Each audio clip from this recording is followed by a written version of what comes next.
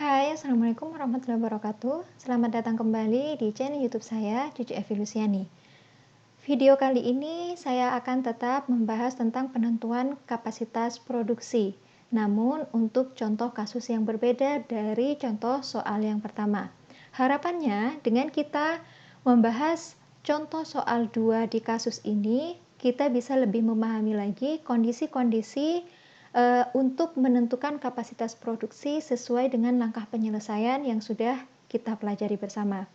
Oke, langsung saja kita membahas contoh soal 2 di mana di dalam contoh soal di sini diketahui bahwa amil asetat merupakan salah satu bahan kimia yang sangat penting di dalam industri farmasi, obat-obatan, furniture, kosmetik, dan lain sebagainya. Secara komersial, amil asetat mempunyai kemurnian antara 95-99% dengan impurities berupa air sebesar 1-5%. Amil asetat teknis biasanya memiliki kemurnian 90-95% yang dikemas dalam bentuk kaleng, drum, ataupun dalam bentuk botol. Saat ini Indonesia masih mengimpor amil asetat dari beberapa negara, contohnya dari Singapura, Cina, Thailand, Jepang, dan lainnya. Untuk itu, data ekspor dan impor dari amil asetat dari tahun 2000 sampai 2004 dapat dilihat pada tabel berikut. Di tabel ini kita bisa lihat bahwa data ekspor dan impor dari amil asetat dari tahun 2000 sampai 2004 dalam satuan kilogram per tahun. Hati-hati, di sini satuannya berbeda ya dengan satuan yang digunakan dalam contoh soal 1. Kemudian di sini juga ada data yang tidak terrecord atau tidak terbaca atau tidak terdeteksi untuk data impor di tahun 2001. Nah, bagaimana jika datanya seperti ini? Apa yang akan kita lakukan untuk menjawab pertanyaan yang A? Tentukan metode prediksi data yang digunakan untuk pembangunan pabrik amil asetat di tahun 2008. Kemudian yang B, disuruh untuk menghitung peluang kapasitas produksi berdasarkan prediksi data yang diperoleh pada poin A. Serta yang C, diminta untuk menentukan kapasitas produksi dari pabrik amil asetat yang akan didirikan pada tahun 2008 tersebut. Langkah penyelesaiannya itu masih sama dengan contoh soal yang satu. Ya, kita mulai dari membuat grafik dulu antara sumbu X-nya yaitu tahun terhadap sumbu Y-nya yaitu jumlah berdasarkan data pendukung yang ada. Untuk nantinya kita cek bagaimana R kuadratnya. Berdasarkan data yang ada di dalam contoh soal 2 ini, kita tahu bahwa data impornya pada tahun 2001 ada yang tidak terbaca, entah itu karena tidak terrecord atau memang data pada tahun 2001 itu hilang atau seperti apa kita tidak tahu. Yang jelas di sini data impor pada tahun 2001 tidak ada. Ya. Sehingga kalau ada data seperti ini, kita bisa langsung membuat grafik untuk data yang lengkap. Yang lengkap di sini adalah ekspor, berarti kita langsung saja membuat grafik antara ekspor sebagai sumbu Y terhadap tahun, ya, sumbu X-nya. Setelah kita grafikan, kemudian kita mendapatkan persamaan garis linearnya, ternyata mendapatkan R kuadrat 0,0058 atau jika dalam persen itu adalah 0,58%. Artinya tingkat linearitas dari grafik yang diperoleh dari data ekspor di sini sangat kecil. Maka dari itu, karena R square-nya atau R kuadratnya di sini kurang dari 0,9, maka metode interpolasi linear tidak bisa digunakan. Sehingga yang bisa kita gunakan untuk memprediksi data ekspor impor pada tahun 2008, di sini kita bisa menggunakan metode pertumbuhan rata-rata per tahun. Untuk itu, maka Jawaban dari pertanyaan A bisa kita simpulkan bahwa metode prediksi data yang digunakan untuk pembangunan pabrik amil asetat di tahun 2008 adalah menggunakan metode pertumbuhan rata-rata per tahun. Selanjutnya, di tahap kedua, kita menghitung pertumbuhan rata-rata per tahun itu untuk data produksi, konsumsi, ekspor, dan impor. Dengan cara yang sama, tetapi di sini ada hal yang perlu diperhatikan.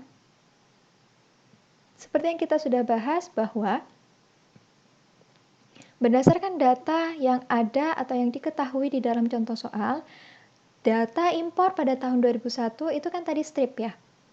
Nah, data yang tidak diketahui itu ketika kita akan menghitung persen P atau persen pertumbuhan rata-rata persen pertumbuhan dari data impor, kita perlu mengasumsikan bahwa data impor pada tahun 2001 itu sama dengan data impor pada tahun sebelumnya. Untuk apa? Jika misalkan di sini kita anggap strip atau 0, maka biasanya pertumbuhannya, data pertumbuhan persen P-nya di sini biasanya nanti akan kacau, ya, akan tidak sesuai dalam penentuan kapasitas produksi nantinya. Sehingga kita bisa melakukan langkah itu tadi, disamakan dengan data impor di tahun sebelumnya. Oke. Kemudian sama seperti di contoh 1, penentuan persen P itu diperoleh untuk data ekspor, berarti kita peroleh dari data ekspor pada tahun tersebut dikurangi dengan data ekspor pada tahun sebelumnya dibagi dengan data ekspor pada tahun sebelumnya. Sehingga nantinya perbandingan itu akan kita ubah menjadi bentuk persen, ya. Kemudian untuk total atau sigma persen P itu adalah sum dari data di persen P di tahun mulai dari tahun 2001 sampai 2004. Kemudian yang I di sini merupakan average dari persen P dari tahun 2001 sampai 2004. Di sini tahun 2000 tidak termasuk dalam perhitungan total P ataupun I. Kenapa? Karena di sini untuk tahun 2000 masih tidak bisa dibandingkan atau diselisihkan dengan tahun yang sebelumnya. Karena tidak ada datanya, maka di sini 0, dianggap 0. Tidak ada atau tidak dihitung persen P-nya. Baru menghitung persen P untuk tahun kedua dari data yang diketahui. Oke. Nilai I untuk ekspor dan nilai I untuk impor ini akan kita gunakan dalam tahap ketiga, yaitu menentukan prediksi data produksi, konsumsi, ekspor, dan impor pada tahun 2008. Yang perlu diperhatikan di sini, karena data yang diketahui hanya data ekspor dan impor, maka kita bisa mengasumsikan bahwa data impor itu sama dengan data konsumsi. Kenapa begitu? Karena di sini anggapannya, asumsinya sesuatu diimpor atau didatangkan untuk memenuhi kebutuhan, ya, yang ada di dalam negeri. Artinya kebutuhan di situ adalah konsumsi dari amil asetat di dalam negeri. Maka di sini diasumsikan impor sama dengan konsumsi.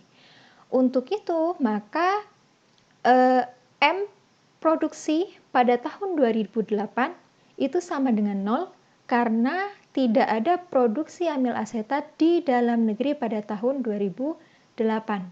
Karena tidak ada data produksinya, ya kan? Kemudian untuk konsumsi, karena tadi konsumsi itu dianggap sama dengan data yang diimpor, maka di sini MK pada saat tahun 2008 kita bisa menghitungnya dari ini bukan 2003 tapi MK pada tahun terakhirnya berapa? Tahun 2004, ya, yaitu 5114593 kali 1 plus IK. IK-nya berapa yang dikonsumsi? Di sini I-nya adalah 15,09% atau 0,1509. Pangkat 2008 yang dicari dikurangi dengan MK pada saat tahun terakhirnya 2004. Sehingga di sini MK tahun 2008 adalah sekian. Kemudian, selain MK, kita butuh juga data ME atau ekspor. Nah, kalau ekspor di sini bisa diperoleh dari data ekspor yang ada berdasarkan hasil perhitungan pertumbuhan data ekspor yang sudah dihitung pada tahap sebelumnya. Di sini berarti ME 2008 sama dengan ME saat data terakhir. Data terakhirnya berapa? 2004 ya, yaitu 37431 kali 1 plus IE. IE-nya berapa? 99,22% atau 0,9922. Pangkat 2008 dikurangi 2004. Ketemu hasilnya sekian kilogram per tahun. Hati-hati, satuannya di sini kilogram per tahun.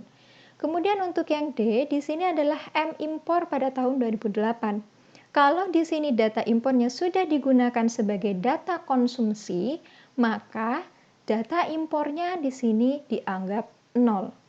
Ya, data impor pada tahun 2008 di situ dianggap 0 karena tidak ada impor amil asetat di dalam negeri pada tahun 2008. Ya, jadi itu beberapa catatan yang penting ketika memang data yang kita punya hanya data ekspor dan impor.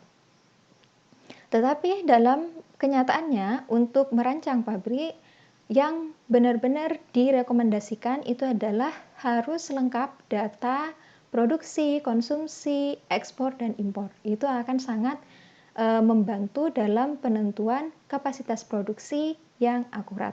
Seperti itu ya. Kemudian setelah kita mendapatkan prediksi untuk data konsumsi, produksi, ekspor, dan impor pada tahun 2008, kita bisa menghitung peluang kapasitasnya dengan rumus yang tetap ya, M baru sama dengan MK plus ME minus MP plus MI pada tahun 2008. Nah, di sini kita bisa melihat bahwa MP dan MI pada tahun 2008 itu sama dengan 0, dengan MK dan ME pada tahun 2008 itu sudah kita hitung di tahap ketiga. Ya, maka bisa dihasilkan bahwa M pada saat 2008 atau peluang kapasitas di tahun 2008 itu adalah sebesar 9.561.752,31 kg per tahun. Ya, ingat di sini masih kilogram per tahun. Kalau dijadikan ton per tahun berarti berapa? 9.561,75 ton per tahun. Ya, maka untuk tahap yang kelima yaitu menentukan kapasitas produksi dari bukan pabrik sorbitol tetapi pabrik amil asetat di sini yang akan didirikan pada tahun 2008 itu masih sama seperti di contoh 1, penentuan kapasitas produksi jika pabrik yang serupa itu sudah ada di dalam negeri, maka kapasitas produksinya kita mengambil yang mencukupi 60% dari peluang kapasitas produksi. Kemudian, kalau belum ada pabrik yang serupa di dalam negeri, maka kapasitas produksi bisa kita ambil untuk 1,5 kali dari peluang kapasitas. Ini maksimal. Ya, boleh kita lebih, hanya 1 kali peluang kapasitas itu boleh. Disesuaikan dengan modal yang dimiliki. Jika kita menentukan kapasitas produksi berdasarkan yang 0,6 kali peluang kapasitas, maka diperoleh hasil kapasitasnya adalah 5.500 ton per tahun. Tetapi untuk yang di penentuan kapasitas produksi 1,5 kali peluang kapasitas, maka di sini diperoleh 15.000 ton per tahun. Mana yang akan kita pakai atau kita tentukan sebagai kapasitas produksi? Tergantung. Misal pabrik amil asetat itu memang belum ada sama sekali di Indonesia, maka kita bisa memilih kapasitas produksi yang 15.000 ton per tahun. Ya, tetapi di sini kapasitas 15.000 ton per tahun adalah kapasitas maksimal.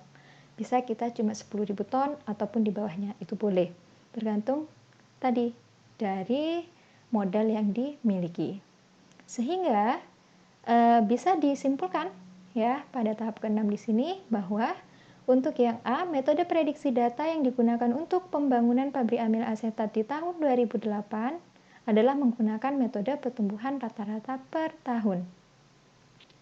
Untuk yang B di sini peluang kapasitas produksi berdasarkan data prediksi data adalah sebesar 9.561.752,31 kg per tahun. Kemudian kapasitas produksi dari pabrik amil asetat yang akan didirikan pada tahun 2008 adalah sebesar 15.000 ton per tahun.